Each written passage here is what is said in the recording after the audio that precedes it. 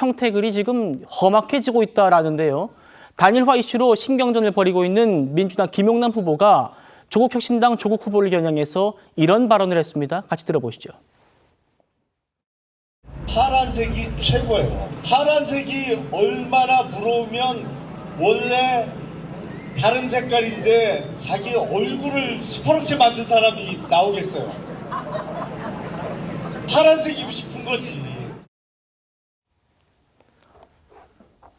조국 후보가 이 눈두덩이에 이제 멍이 든 모습으로 나타났는데 파란색이 얼마나 부러우면 저렇게 얼굴을 시퍼렇게 만들었나, 이런 김용남 후보의 말이 지금 논란입니다. 성춘 대변인께 바로 여쭤보겠습니다. 먼저. 네. 조국 대표가 최근에 유리문에 얼굴을 부딪혀가지고 저렇게 된 거잖아요. 네. 근데 그걸 파란색이 빗댄 겁니다. 그렇죠. 저는 김용남 후보, 우리 당 후보입니다만 저 발언은 적절하지 못한 발언이라고 생각을 하고요. 모르겠습니다. 제 입장 표명이 나왔을지는 모르겠습니다. 좀 사과를 하셔야 되는 발언이라고 생각해요. 그러니까 조국 후보가 선거 과정 속에서 이렇게 다쳐서 나온 거를 저렇게 조롱성 발언을 하는 것이 과연 적절한가? 물론 지금 선거 과정에 있어서 취지 자체는 알겠습니다. 지금 조국 후보가 더 자꾸 민주당스러운 후보는 본인이다라고 하면서 진보 진영 내부에서 분명히 민주당이 아닌 타당의 후보임에도 불구하고 그런 것과 관련된 공격을 하고 있고 김영남 후보에 대한 네거티브 공격을 하고 있는 건 맞습니다만, 그렇다고 해서 그거에 대한 반박, 그거에 대한 반대 논리로 저런 식의 발언하는 건 저는 매우 부적절하다고 생각하고 유권자들 보기에도 김영남 후보의 득표에 전혀 도움이 되지 않을 거라고 보기 때문에, 만약에 사과를 하지 않으셨다면은 지금이라도 빨리 저는 SNS나 이런 걸 통해서 유감과 사과의 표시를 하는 것이 맞다고 생각합니다. 알겠습니다. 조국혁신당이 오늘 곧바로 입장을 냈어요. 들어보겠습니다. 선거 승리라는 목적에만 심취해서 다쳐서 멍든 눈을 두고 조롱하는 모습에서 김영남 후보의 본심을 봅니다. 불쾌하신 그런 상황입니다. 다친 것에 대해서, 부상한 것에 대해서 이렇게 조롱을 하다니 좀 적절치 않은 발언인 것 같다라고 언급하셨습니다. 정식 변호사님, 그런데 김용남 후보가 저 발언하기 전에 조국당에서 먼저 비서관 폭행을 부인하는 건 허위 사실 공표죄다라고 선제 공격을 또 했었다, 라는 얘기가 또 민주당 나오는 것이고, 김용남이 또 언제부터 파란색이었나, 또 이런 또 반발까지 나왔네요. 어떻게 보셨습니까?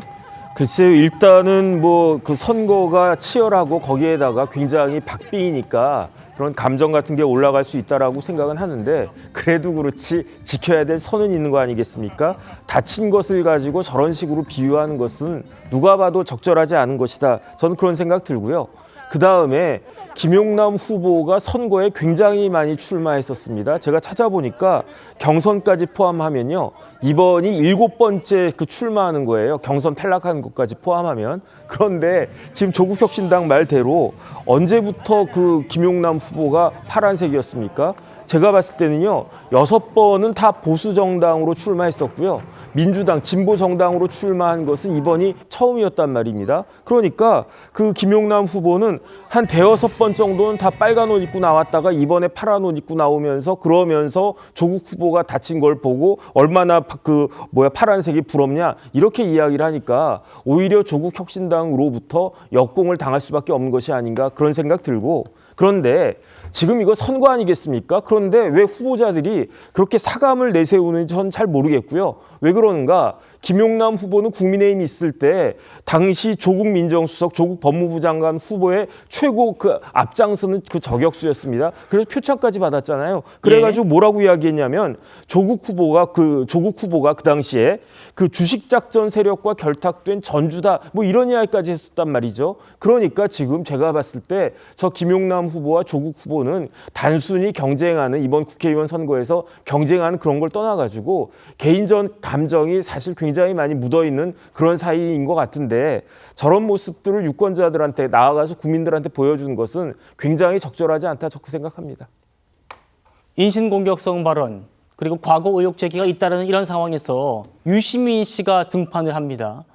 김어준 씨 유튜브에 나가가지고 김영남 후보를 이렇게 평가했습니다.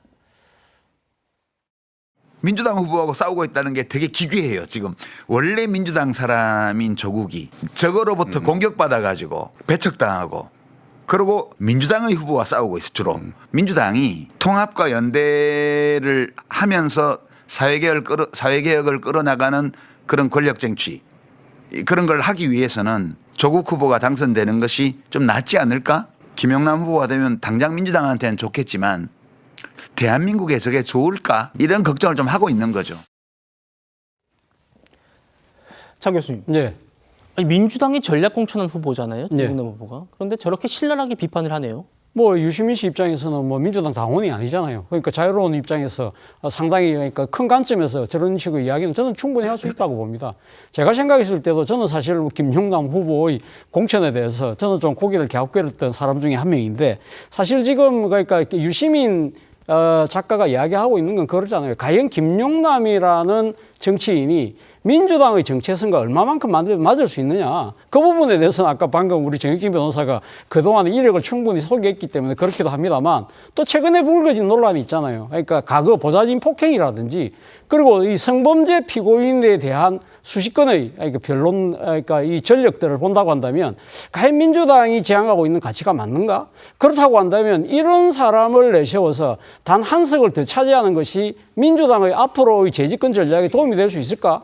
그런 부분은요. 예. 사실은 뭐 어떻게 보면 전문가의 입장에서는 충분히 할 수 있는 이야기고 그리고 특히 이 과거, 그러니까 이 지금 진보 정권에 상당히 깊숙이 몸을 담았던 유시민 씨의 입장에서 본다고 한다면 상당히 안타까울 수밖에 없다는 것이죠.